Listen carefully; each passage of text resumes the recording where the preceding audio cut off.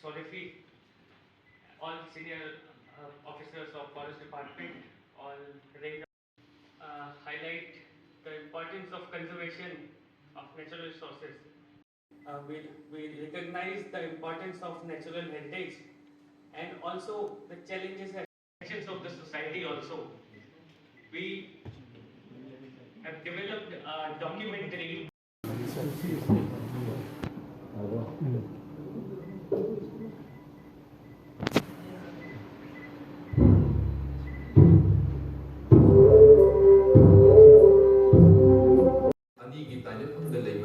Manipur ki umang singasi yamna akanaba boy. Asum akanaba biodiversity asigi marakta atay mapamda pamdaba sa project amasum pami kaya ni. Pamisim kaya hidal kanaba pamising hanja species uray ja kaya makal kaya gi wa. Manipur ki umang asi makal tarukay.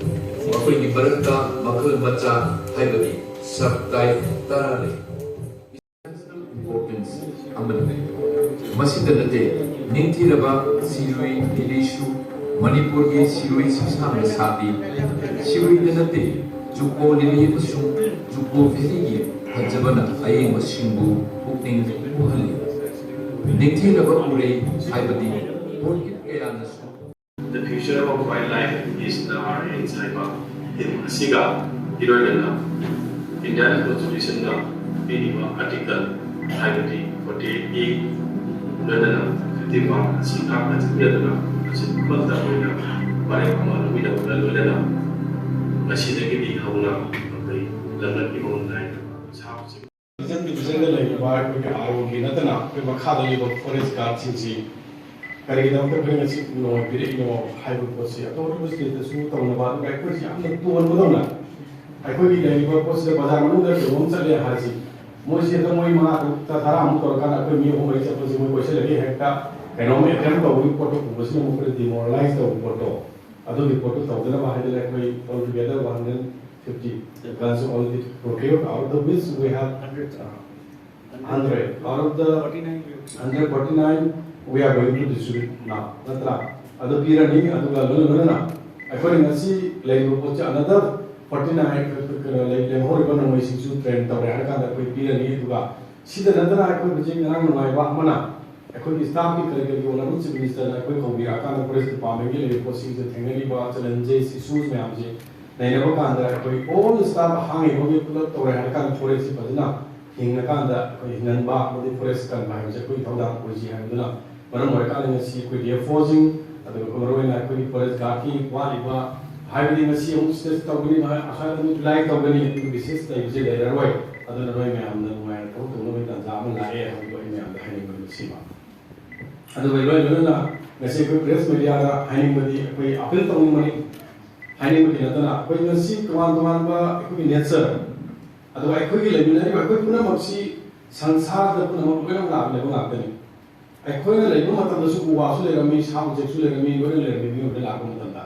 Masih ekonomi thola apa macam dah, miu thola apa macam dah saham cek thola apa nanti, miu thola apa macam lupa kami thola apa nanti, miu apa macam nabi singa thola apa nanti. Same time dah ekonomi prakriti dah ekonomi semua macam tu lagi macam ni. Adanya masih dia hal kaya macam tu ekonomi masih climate change kaya ada dah ekonomi awal macam ni environmental, forest kaya macam tu environmental kaya macam tu climate change macam ekonomi human. And that could only environment, world environment data. See, for the last 50 years, we can see about the slogan since the last few months. Young ones are quite asked the level Canada, which is hard to say, Pami, how we will put them again, when put them in the see Kalika, and see Equina, when you collect one, but I can't equity, wildlife or forest and people who have it. Tapi pun masih mani tegasta in place dah leher kan kita protect orang kami lalu sih baik kami nasi konting tu jadi bah documentary si leher pun si suka nak kami hamda panggani orang beach pimin nasi atau forest garden leher pun si suka na hamda kami leher kan kami nasi pi kita bah Nongmei si yang nasati license ki orang nanti license ki orang niom cara na head si lalu macam dah Nongmei na ay hat kami ay live tu ada. Adana masih yang section na मैं आदि सीने बिना बा दुगा in appeal तो जब नहीं दुगा लोग ना कोई के लिए environment की दिन के ना कोई मणिपुर ले कुछ लोग forest का बिना बा मधी तो वाला understanding लोग नहीं को सिंग understanding में ना था तो मैंने कहा तो forest का मन होगा नहीं मधी कोई ले कोई reserve forest protected forest मधी ले बा तो बात जगह सिंग से कोई भजना थमना होना बता प्रत्येक पाग में हम सिर्फ अपील तो thank you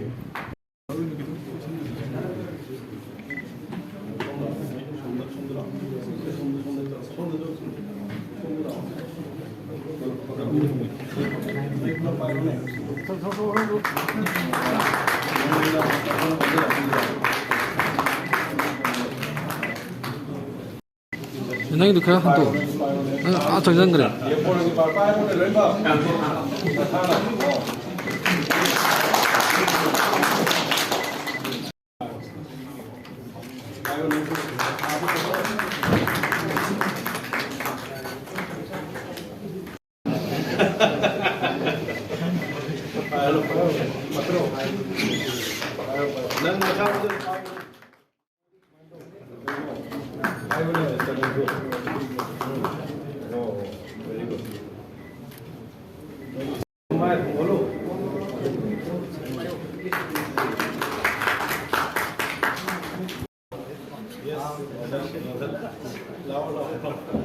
नोडल भी है, डीएफओ भी है, करना चाहिए। पायो पायो, नबी नोडल की करो। पायो ने, ऑफिसर पायो ने ना। Oh yes. Thank you.